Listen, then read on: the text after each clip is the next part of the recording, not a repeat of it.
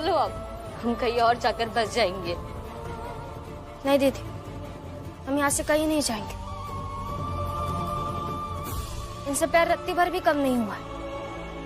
मगर अब से हम इस बोझ के साथ जिएंगे कि इस घर में हमारा भी हिस्सा है।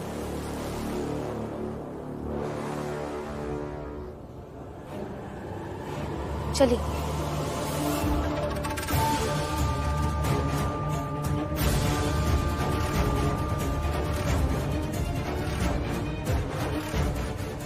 मुझे धक्का दो और अंदर जाओ।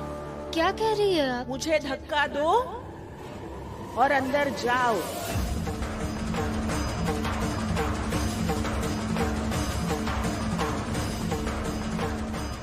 रमा, दे धक्का और आगे बढ़।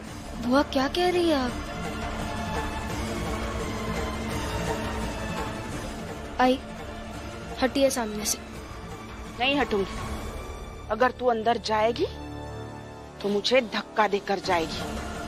हाँ रमा, दे दे धक्का। जीजाबाई को आज समझ में आए कि रिश्ते में बड़ा बनकर छोटों को ठोकर मारने का काम आए तो आज नहीं तो कल छोटे पत्थर समझकर रास्ते से हटा ही देंगे।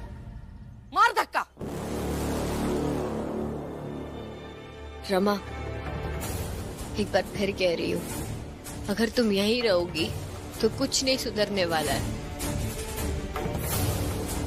दीदी, हम यहाँ से कहीं नहीं जाएंगे। ठीक है, तुम जाओ, लेकिन मैं नहीं जाऊंगी। आप भी जाएंगे। आज तक जो हुआ सो हुआ, लेकिन आज से एक अलग शुरुआत होगी। ठीक है, तो अपनी सास को मारो धक्का, गिरा दो उसे, फिर करो नई शुरुआत।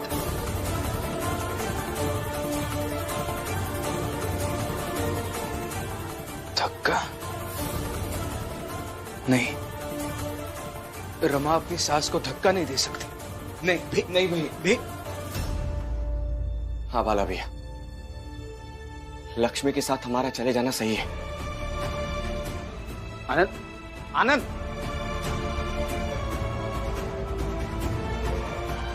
आज इस घर का भविष्य घर की दो बहुओं के हाथ में है। आई, सामने से हटिए, जिद मत कीजिए। धक्का मार के जाना। आई हटिए ना सामने। नहीं हटूंगी।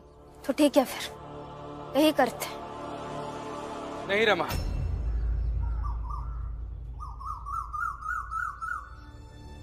छोड़ो हाथ, छोड़ो।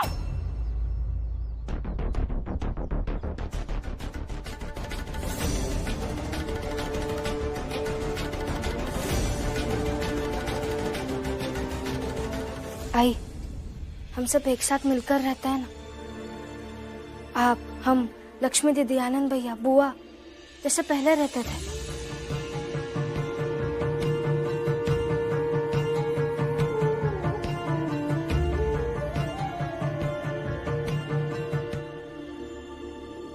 बाला भैया, ये सब आपकी वजह से हो रहा है। आपका बहुत बहुत धन्यवाद। पर हमारा यहाँ रहना बाबा को अच्छा नहीं लगेगा। वो बाबा जब आएंगे तब देख लेंगे। फिलहाल तुम सब लोग यही रहो, मैं चलता हूं। जब देखो खाली काम कर दो समय पे, बस पैसा काम करवा लेगा, पैसा नहीं देगा। ये लोग क्या समझ के रखा, खाली काम कर दो समय पे, पैसा मांगने जब पैसा नहीं। इन लोगों को समझ में कुछ नहीं आता। हितेश काका, हाँ, आप भी भूत की शरण में आ जाइए। बुद्धम शरणम गच्छामि का जाप कीजिए, इससे आपका मन शांत होगा और आप भी भीम भैया की तरह अच्छी बातें करने लगोगे। हितेश काका, हाँ, हाँ?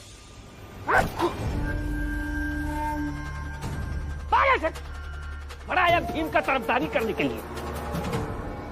संभालो इसको। बेटा, वो बड़े हैं तुमसे और पूजा पाठ व्यक्ति की अपनी आजादी पर निर्भर करता है, इसलिए किसी के भी ऊपर दबाव नहीं डाला जा सकता। और तुम्हें ऐसी बातें बिल्कुल भी नहीं करनी चाहिए। आइए, हम सब भी उसी विषय पर बात कर रहे थे, सोच रहे थे। नहीं मालिक, मैं तो बस ये पूछने आई थी कि कि आज खाने में क्या बनाऊं?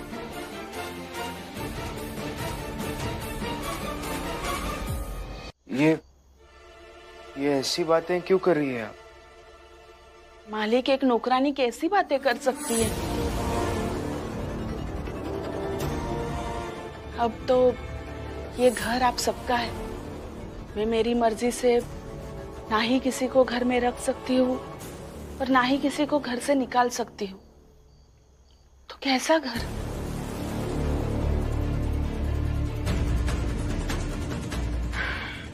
छोड़िए वो सब, आप मुझे बताइए ना, मैं क्या बनाऊं खाने में? आई, हमें हमें माफ कर दीजिए।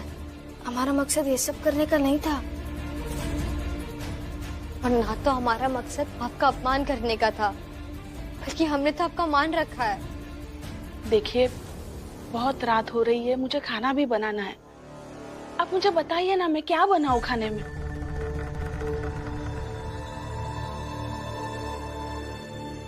आई, अब आइए बैठिए, हम कुछ बना लेंगे। नहीं मालकिन,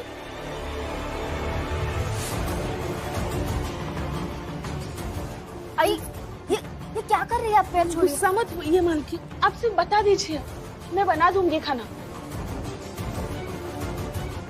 आई, मेरे पैर छोड़िए। नहीं मालकिन, मैं यही ठीक हूँ, मालकिन के चरणों में।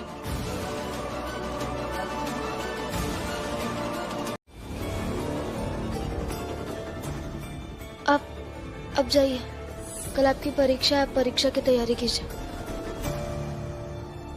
और आनंद भैया, आप भी जाकर आराम कीजिए। जाइए, इन्हें लेकर जाइए। भीम, चलो। मत जाइए ना मालिक। मालिक, मुझे बताइए ना, मैं क्या बनाऊं? भाई आप उठिए ना, मैं आखिरी बार कह रही हूँ। मैं उठूंगी तो नहीं, आप मुझे पहले बताइए मैं खाने में क्या बनाऊं, फिर मैं उठूंगी। आई उठिए। नहीं, मैं नहीं उठूंगी। दीदी, ये ऐसे नहीं उठेंगे, हमें कुछ करना होगा। क्या करना होगा मालकिन? आप चाहे तो मुझे लात मार मार कर बेहोश कर सकती है, मारिए ना लात। वैसे भी इस घर में मेरी हैसियत ही क्या है? आप मारिए ना लात मुझे। भाई, आपकी बहुत हैसियत है। एक आई की जो हैसियत होती है, उतनी हैसियत है आपकी। छोड़िए ना आई।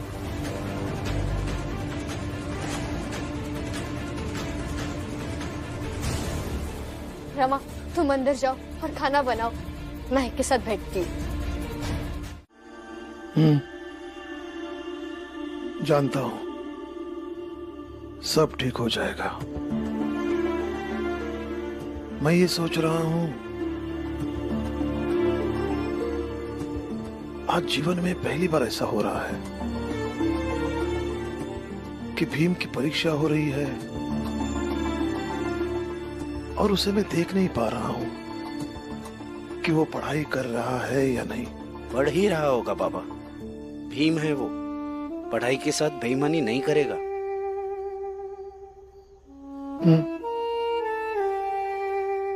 जानता हूं, लेकिन इतने सालों से उसकी जब भी परीक्षा होती थी तो उसके लिए मैं रात रात भर जगता था। सोचो, मैं तुम्हें सुबह 4 बजे पढ़ाई के लिए जगा दूंगा। उसके लिए बीच बीच में हल्दी का दूध देता था ताकि उसे पढ़ाई करते वक्त नींद ना आए। भीम को जब भी पढ़ाई करते हुए देखता हूं ना, एक सुकून मिलता है, एक खुशी मिलती है। लेकिन आज उसे मैं पढ़ाई करते हुए नहीं देख सकता। बस उसी बात की थोड़ी सी बेचैनी है, बाकी सब ठीक है।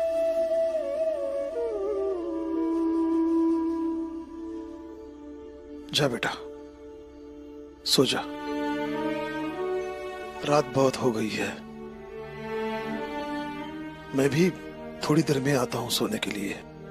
जा।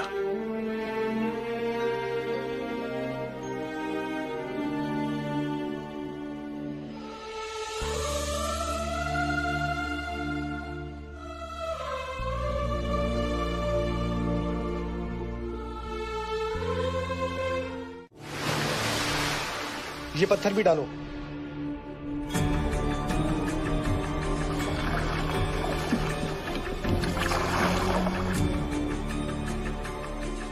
ये सब उठाओ, जाओ जल्दी जल्दी।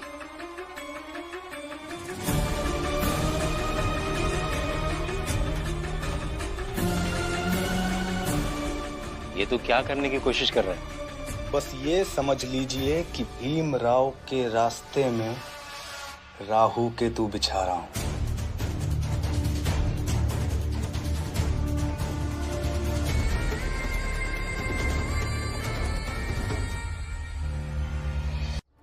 समझा? तू उसकी परीक्षा पक्की करने की कोशिश कर रहा है। जी भाऊ, आइए आइए, वो आता ही होगा।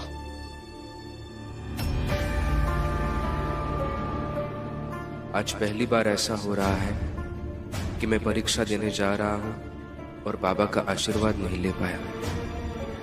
पता नहीं बाबा कहाँ हैं। उनके बिना सब अधूरा लग रहा है।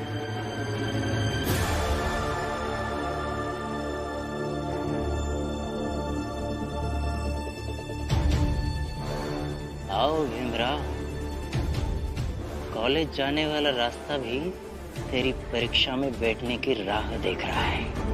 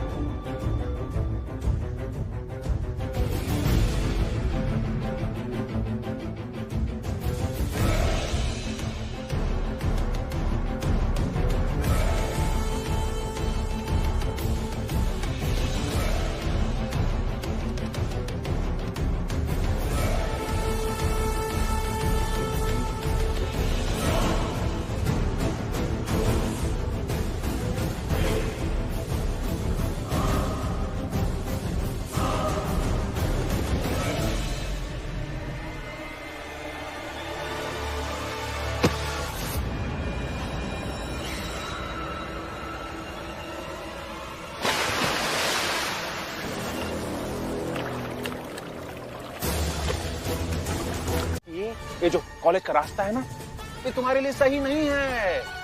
अरे गलत रास्ते पे चल रहे हो तुम, और गलत रास्ते पे जाओगे तो दुर्घटनाएं तो होंगी ना। ये चोटें भी लगेंगी और जख्म भी होंगे।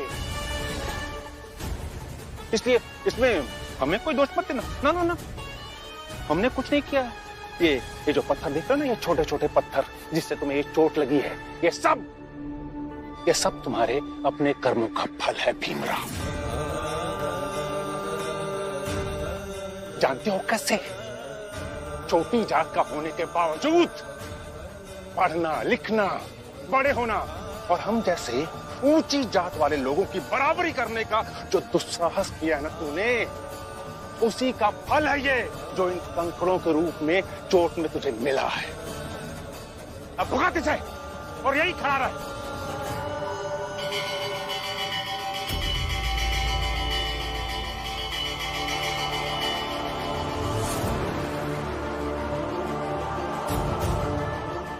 महिपाल, तेरी परीक्षा का समय हो गया है। जी भाऊ। हाँ बेटा, जा अच्छे से जमा के परीक्षा देना। जी बाबा। जीते रहो।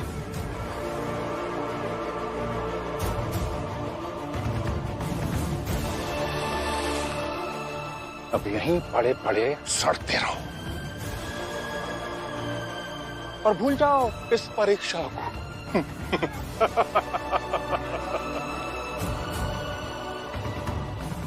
चल बेटा।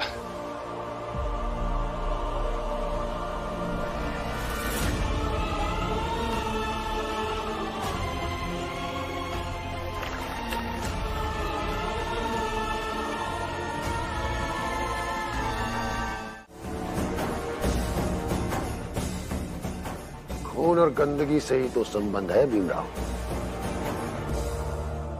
मैं इस कॉलेज का नया प्रिंसिपल, तुम्हारे बारे में बहुत कुछ सुन रखा है। मैं अच्छी तरह जानता हूं कि तुम प्रिंसिपल ऑफिस में आकर समय बर्बाद करते हो। इससे पहले कि तुम कोई बखेड़ा लेकर आओ, मैं खुद आ गया। ए, आवाज दे। ए, सिर्फ 3 घंटे तुम्हारे पास। चुप, खामोश। सर, मेरी परीक्षा शुरू होने जा रही है सर, मुझे अंदर जाने दीजिए ना प्लीज। देख रहा हूं, और कुछ समय परीक्षा का बीत चुका है। देखिए सर, मुझे परीक्षा देनी है, मुझे अंदर जाने दीजिए। मैं हाथ जोड़ता हूँ आपके सामने, लेकिन मुझे अभी अंदर जाने दीजिए सर। सुनाई नहीं देता तुम्हें? खून और गंदगी का ही तो खेल है। तुम्हारी जात के लोगों से कोसों दूर खड़ा होना चाहिए, और तुम चाहते हो कि मैं तुम्हें अंदर आने की इजाजत दूं? इतनी गंदगी से परीक्षा सदन का माहौल खराब हो सकता है, गंदा हो सकता है, और बाकी विद्यार्थियों के लिए अशुभ हो सकता है। अशुभ? दूध, दूध, दूध।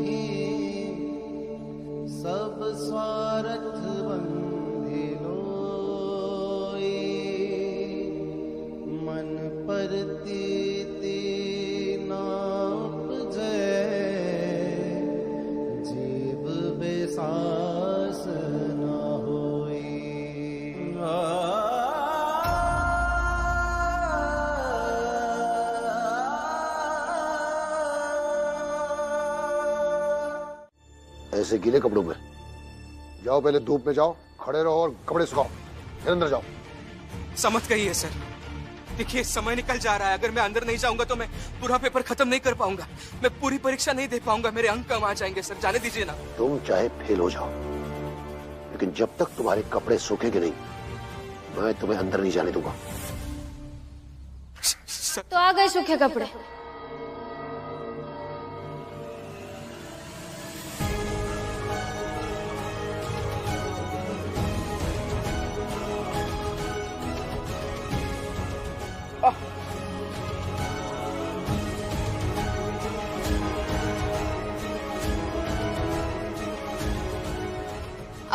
अब जाइए परीक्षा देने। ये जो कपड़े देख रहे हैं वो सूखे, और वैसे भी इन्हें इससे क्या फर्क पड़ता है कि आपने अंदर गीले कपड़े पहने। आपको ठंड लग सकती है, आप बीमार हो सकते हैं, कि अंदर के तकलीफ से इन्हें कोई मतलब नहीं।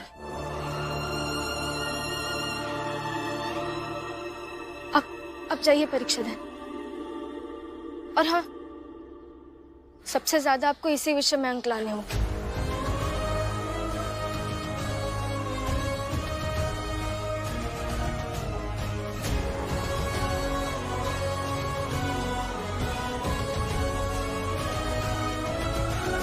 यहाँ खड़ी नहीं रह सकते हो।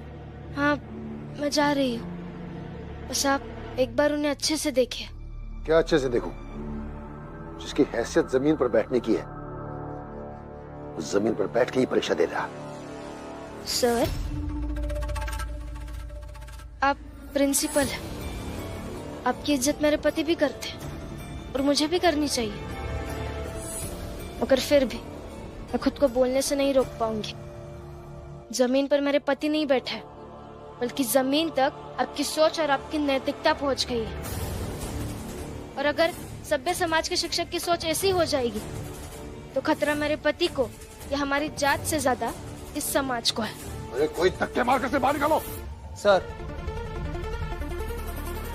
आप इसके साथ ऐसे नहीं कर सकते।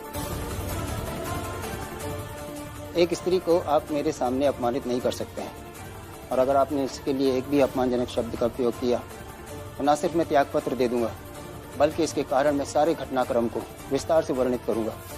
और फिर आप तो जानते हैं कि आपकी नौकरी भी जाएगी। देखता हूं ये भीमराव स्नातक की परीक्षा कैसे पूरी कर पाता है, कैसे पास करता है।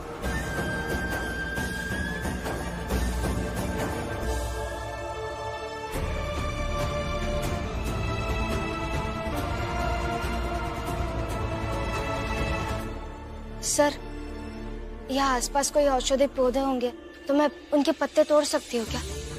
दवा बनानी है, उन्हें चोट लगी है ना, दर्द हो रहा होगा। जैसे ही परीक्षा खत्म हो जाएगी दवा लगा दूंगी। रमा, पत्ते तोड़ने में मैं भी तुम्हारी सहायता करता हूँ। कई बार भीमराव को चोटिल होने से मैं नहीं बचा पाता। दवा बनाने में तुम्हारी सहायता कर सका तो मुझे भी संतोष होगा। आओ।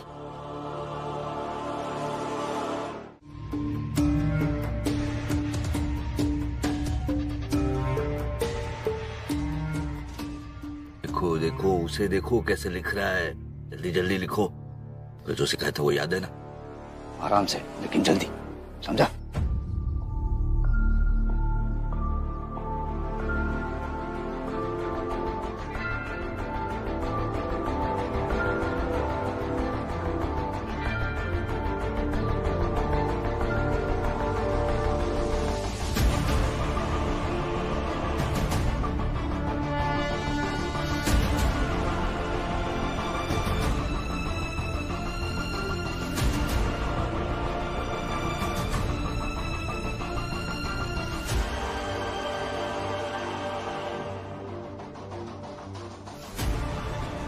अरे किसी को और लिखना है क्या? नहीं।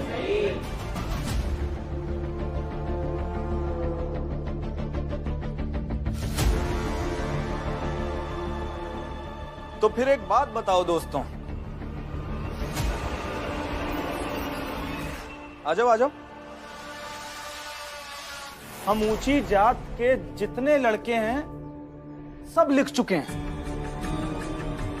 तो अब हमारे सामने कोई छोटी जात का जवाब लिखेगा तो हम लिखने देंगे क्या? नहीं। और चाहेंगे कि अब कॉलेज ही ना पहुंच पाए, और अगर पहुंच गए तो कुछ लिख ही ना पाए।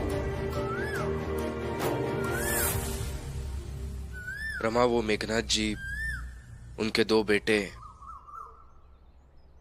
चाहे जो कर ले,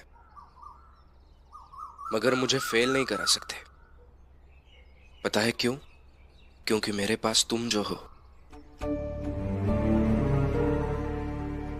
दर्द से तो वो लोग डरते हैं ना जिनके पास दवा नहीं होती। तुम मेरी दवा हो रमा। हर मुश्किल की काट हो तुम। हर मुश्किल परिस्थिति में दौड़कर आ जाती हो मेरी मदद करने। आज भी अगर तुम सही समय पर नहीं पहुंचती तो शायद गुरुजी मुझे कक्षा में बैठने ही नहीं देते।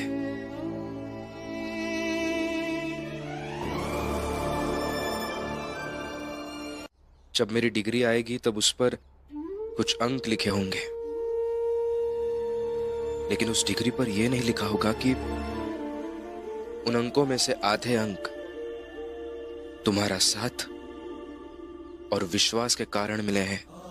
हर मुश्किल परिस्थिति में, हर संघर्ष में, मेरी हर जीत में कंधे से कंधा मिलाकर खड़ी होती हो, मेरे लिए लड़ती हो, मेरी जान बचाती हो। लोगों को तो सिर्फ मेरी जीत दिखती है। लोग मेरा अभिनंदन करते हैं, लेकिन किसी को यह नहीं दिखता कि उस जीत में, उस संघर्ष में तुम्हारा भी योगदान उतना ही रहा है जितना मेरा योगदान था। या फिर ये कह लो कि हर जीत में तुम्हारा योगदान मेरे योगदान से भी बढ़कर होता है। मेरे हर संघर्ष में, हर जीत में तुम्हारा तप, तुम्हारा बलिदान होता है रमा।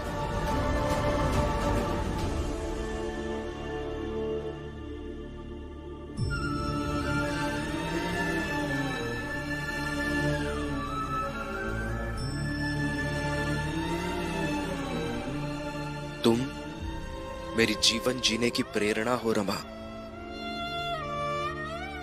Thank you.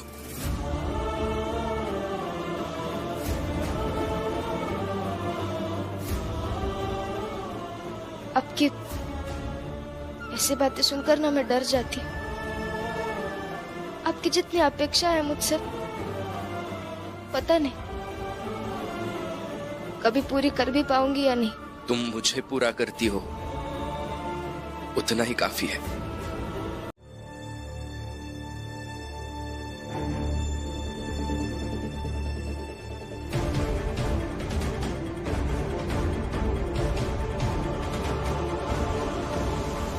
रमा, मुझे ऐसा लगता है कि बाला भैया को पता है बाबा कहाँ है।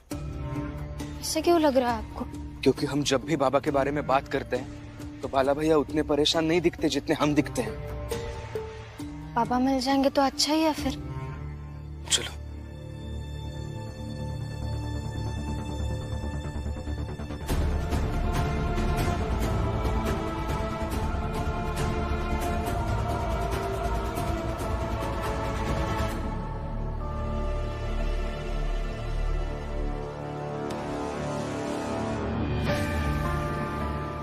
बाबा कहाँ चले गए आप? आपके बिना कैसी हालत है सबकी। लौट आइए ना जल्दी।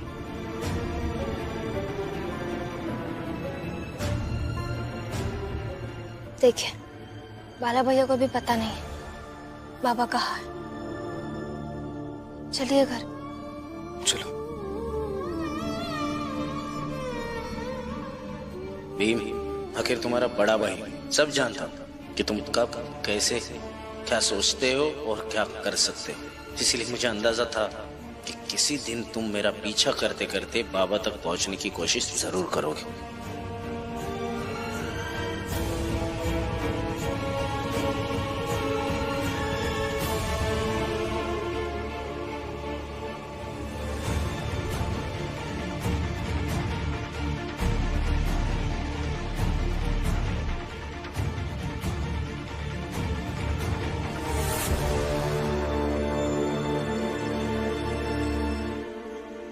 बाबा लीजिए, खा लीजिए। बहू, जब बाला आ जाएगा तो उसके साथ ही खाना खाऊंगा। मैं अक्सर अपने बच्चों के साथ ही खाना खाता हूं, आदत सी हो गई है। वहां चाल में भीमानंद थे तब भी, और यहाँ बाला के घर में हूं तब भी। और वैसे भी बाला के साथ रहने का कम मौका मिला है मुझे। अभी हूं तो थोड़ा प्रेम उसके प्रति भी जताने दो।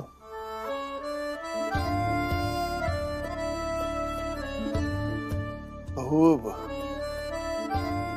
बाला को गुस्सा जल्दी आता है, लेकिन कभी कभी ऐसा लगता है कि इस कहानी में मैं तो रहूंगी नहीं, लेकिन इस बार उन दोनों को मैं एक नहीं होने दूंगी, और ना ही मैं उनसे अलग रहूंगी। ये बात तुम दोनों भी कान खोलकर सुन लो, तो उस भीम को भी समझा दो। भीम भाव कभी किसी का हक नहीं छीनते। रिश्तों की जो बारीक रेखा होती है वो उससे भी अपने आप को बचा कर रखते हैं। मुझे नहीं लगता कि भीम भाव हमसे कुछ छुपाएंगे या झूठ बोलेंगे। भीम भाव कभी कुछ गलत नहीं कर सकते। गलत सोच रही है तू। भीम सिर्फ दिखता ऐसा है, अच्छा है नहीं वो। पता नहीं तुम दोनों के आंखों पे से पट्टी कब हटेगी और कब भीम का असली चेहरा तुमको दिखेगा। हाँ ठीक है आई, भीम बहुत बुरा है। आपको उसके बारे में जो सोचना है सोचिए। ना हम आपकी सोच को बदल सकते हैं और ना आप हमारी, लेकिन ये सब हमारे सामने बार बार कहने का कोई फायदा नहीं है। बाबा बाला भैया के घर रह रहे हैं।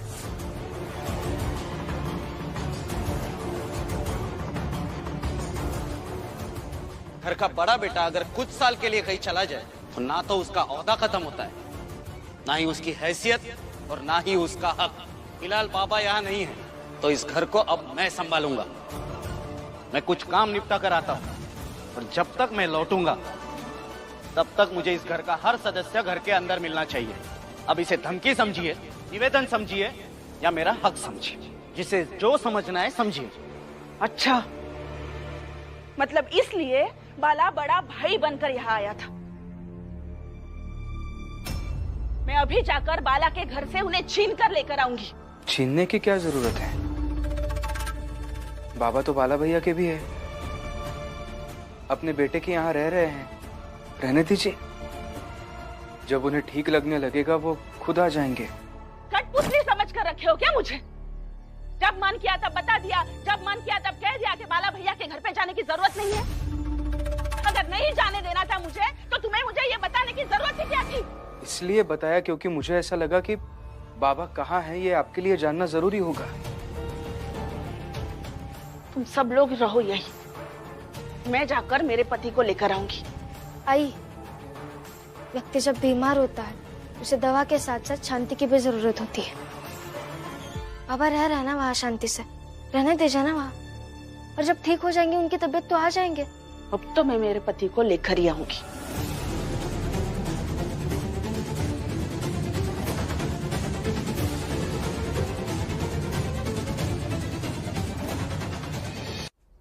भाई को बताना जरूरी था क्या? बाबा बाला भाई के घर पे आराम से रह रहे थे ना, अभी आई जाकर वहां पे लड़ाई करेंगी और बहस करेंगे वो अलग। देखिए आनंद भैया, मैंने जो कुछ भी किया वो सही किया। हाँ, ये मैं जानता हूं कि समस्या थोड़ी बढ़ जाएगी, लेकिन मुझे ऐसा लगा कि जीजाबाई जी को ये बताना जरूरी है कि बाबा कहाँ हैं। वो मैंने मेरा कर्तव्य समझा और मैंने मेरा कर्तव्य निभाया।